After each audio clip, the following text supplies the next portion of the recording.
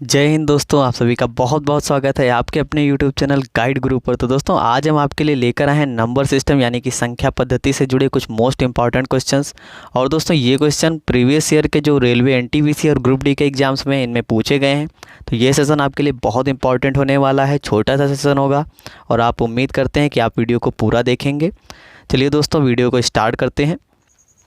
चलिए दोस्तों इस क्वेश्चन को हम सॉल्व कर लेते हैं। क्वेश्चन में कह रहा है कि दो संख्याओं का योग 9 है। तो पहले हमें संख्याएं माननी पड़ेंगी। हमने संख्या को माना, एक संख्या ए है तथा दूसरी संख्या बी है। संख्या में कह रहा है कि इनका योग 9 है, तो हमने plus is equal to 9, A plus B is equal to 9 हो गया। और आगे कह रहा है कि इनके व्युत्क्रमों का योग 1/2 है, तो हमने व्युत्क्रम लिख लिए 1/a plus 1/b is equal to 1/2। यहाँ से हम इसका एलसीएम लेंगे तो नीचे हो जाएगा ए बी और ऊपर हो जाएगा ए प्लस बी। ठीक है, ये बराबर आ गया 1/2 के। यहाँ पर हमने a प्लस बी की जो वैल्यू ये थी इसको रखा, 9/a plus B is equal to 1/2। तो यहाँ से जो हमारा आएगा यहाँ पर होगा a इंटू बी, तो a into B is equal to value आएगी 18। ठीक है दोस्तों, तो यहाँ से आप देख सकते हैं कि ऐसी संख्या हमें पता करनी है। हम इसे ऑप्शन से लगा सकते हैं कि जिनका योग 9 हो और गुणनफल 18 हो। तो मानते हैं पहली संख्या हम 2 मानते हैं अगर, तो दूसरी संख्या यहाँ पर अगर हमने ए को 2 मान लिया तो दूसरी संख्या 7 हो जाएगी और इनका जो गुणनफल है वो 18 नहीं आ रहा है। तो ये गलत हो गया हमारा पहला ऑप्शन। ठीक है, पहला ऑप्शन कट हो गया आपका। सेकंड ऑप्शन है हमारा 6।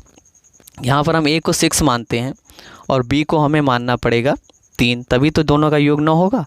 तो इसका जो गुणनफल करेंगे तो वो भी हमारा 18 हो जाएगा। तो इसका मतलब 6 हमारा करेक्ट ऑप्शन है। तो इस प्रकार से ये क्वेश्चन सॉल्व हो गया। चलिए आगे के भी ऑप्शन हम चेक कर लेते हैं। अगला ऑप्शन है हमारा 5।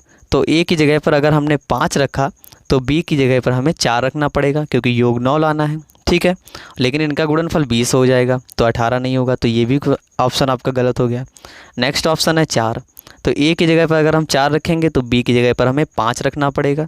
तो इस प्रकार से हमारा गुणनफल जो आएगा वो 20 आएगा। तो ये भी गलत हो गया आपका ऑप्शन। तो आपका जो करेक्ट आंसर हो जाएगा वो हो जाएगा B option, answer number B 6। ठीक है, 6 इसका करेक्ट ऑप्शन है। चलिए दोस्तों अगला क्वेश्चन देखते हैं। दोस्तों हमारा अगला क्वेश्चन है क्वेश्चन नंबर 2। कौन सी संख्या 4 से पूरी तरह से विभाजित है? आपको 4 संख्या दी हुई हैं, आपको बताना है कि इनमें से कौन सी संख्या 4 से पूरी तरह से विभाज्य होगी। तो दोस्तों इस टाइप के क्वेश्चन में हमें विभाजिता के नियम आने चाहिए और आपको अगर नहीं आते हैं नियम तो आप चिंता नहीं कीजिए, आगे चल के हम आपके लिए ऐसा सेशन लाएंगे 2-4 दिनों में। ठीक है, तो अभी मैं इस क्वेश्चन को आपको सॉल्व करा देता हूँ। आपको अगला सेशन मिल जाएगा इस विभाजिता के नियम से संबंधित। तो चलिए दोस्तों इस क्वेश्चन को सॉल्व करते हैं।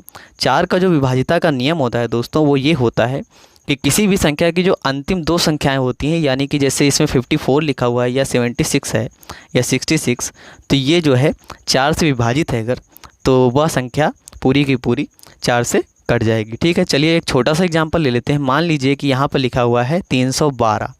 तो यहाँ की जो लास्ट की जो 2 संख्या हैं यानी कि 12, अगर ये 4 से विभाजित है तो पूरी संख्या 4 से विभाजित होगी। ठीक है, तो जो 12 है वो 4 से पूर्णतः विभाजित होता है, तो इसका मतलब है कि 312 भी 4 से विभाजित हो जाएगी। ठीक है, आप बिना देखे इसको आंसर लगा सकते हैं। ठीक वैसे ही इसमें भी हमें चूज़ करना पड़ेगा। तो चलिए देख लेते हैं। यहाँ पर है 54। तो 54 को जो हम 4 से भाग देते हैं तो 4 एकम 4 और 4 3 12, ये भी नहीं विभाजित होगा 4 से, तो ये तो ऑप्शन आपका कट हो गया। सेकंड ऑप्शन है 76। इसको हम भाग देते हैं 4 एकम 4 और 4 9 36। तो इसका मतलब है कि जो 76 है वो 19 बार जा रहा है 4 से। इसका मतलब है कि बी ऑप्शन आपका करेक्ट आंसर है। ठीक है, चलिए आगे भी चेक कर लेते हैं। जो 66 लिखा हुआ है इसको हम भाग देते हैं 4 से, तो 4 एकम 4 और 4 6 24, ये भी पूरा नहीं कट हो रहा है, तो ये भी ऑप्शन आपका गलत हो जाएगा। नेक्स्ट है 90 को हम चेक करते हैं। तो इसका जो 4 दूना 8 और 4 दूना 8, ये भी नहीं पूरी इस तरीके से कट हो रहा है, तो ये भी आपका ऑप्शन गलत हो जाता है। तो इस तरह से हमने 4 के विभाजिता के नियम को जाना। दोस्तों आगे भी हम आपके लिए विभाजिता के नियम से संबंधित वीडियो लाएंगे, तो चाहे कोई भी संख्या हो आपको कभी कोई दिक्कत नहीं होगी उस संख्या को काटने में। और इस तरह के क्वेश्चन जो है रेलवे के एग्ज़ाम में बार बार पूछे जाते हैं, 1-2 क्वेश्चन हर एग्ज़ाम में आ जाते हैं। तो आपके लिए आने वाला सेशन बहुत इंपॉर्टेंट होगा। आपको अगर वीडियो अच्छा लगे तो आप हमारे चैनल को लाइक शेयर और सब्सक्राइब भी कर सकते हैं। चलिए अगला क्वेश्चन देखते हैं दोस्तों आज के सेशन का हमारा तीसरा नंबर क्वेश्चन है 276 x और उसके बाद 1 लिखा हुआ है 3 से विभाज्य है। तो इस x के संभावित मानों का योग क्या होगा ये आपको बताना है। तो चलिए इस क्वेश्चन को भी हम सॉल्व कर लेते हैं। हमने लिखा 276 276, फिर हमने x लिखा यहाँ पर, फिर लिखा 1 और ये 3 से विभाजित। तो चलिए इस संख्या को हम 3 से विभाजित करते हैं। 3 9 27 और 3 दूना 6, मतलब कि यहाँ तक की संख्या 3 से विभाजित है। अब हमें x के ऐसे मान रखने हैं जिससे कि ये दोनों संख्याएं भी 3 से विभाजित हो जाएं। सबसे पहले हम 1 रख कर देखते हैं, तो यहाँ पर हो जाएगा 11 जो कि 3 से विभाजित नहीं होगा, तो मतलब ये गलत हो गया। 2 रख कर देखते हैं, तो यहाँ पर हो जाएगा 21 जो कि 3 से विभाजित हो जाएगा, तो इसका मतलब है कि एक संख्या में x का मान 2 मिल गया। ठीक है, नेक्स्ट हमने 3 रखा मान, तो ये हो जाएगा 31, ये भी 3 से विभाजित नहीं है, तो ये भी गलत हो गया। नेक्स्ट हमने रखा 4, ये हो जाएगा 41, ये भी 3 से विभाजित नहीं है, तो ये भी गलत हो जाएगा। ठीक है, इसी तरह से हमने 51 रखा, ये 3 से विभाजित हो जाएगा। आप चेक कर सकते हैं, 3 एकम 3, 3 सत्ते 21, तो ये भी सही ऑप्शन हो जाएगा। तो इसका मतलब एक संख्या 2 मिली, दूसरी संख्या मिली हमें 5। इसी तरह से हम नेक्स्ट संख्या लिखते हैं। एक संख्या हम 6 रखते हैं, तो ये हो जाएगा 61, ये 3 से विभाजित नहीं होगा, तो ये गलत हो जाएगा। नेक्स्ट है 71, 7 रखेंगे जब हम 71 हो जाएगा, ये भी गलत हो जाएगा क्योंकि ये 3 से विभाजित नहीं होगी।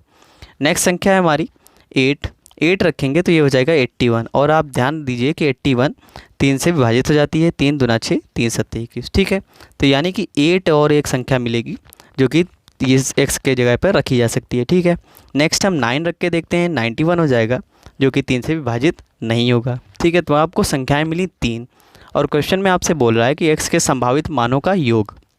तो हम जितने भी संभावित मान हैं उनका योग कर लेते हैं। 8 5 13 2 15, तो x का जो संभावित मानों का योग है वो 15 आ जाएगा। तो इस तरह से दोस्तों हमारा ये क्वेश्चन सॉल्व हो गया। चलिए अगला क्वेश्चन देखते हैं। दोस्तों आज के सेशन का हमारा चौथा क्वेश्चन है, 2 अंकों की सबसे बड़ी तथा सबसे छोटी अभाज्य संख्याओं के अंतर की गणना कीजिए।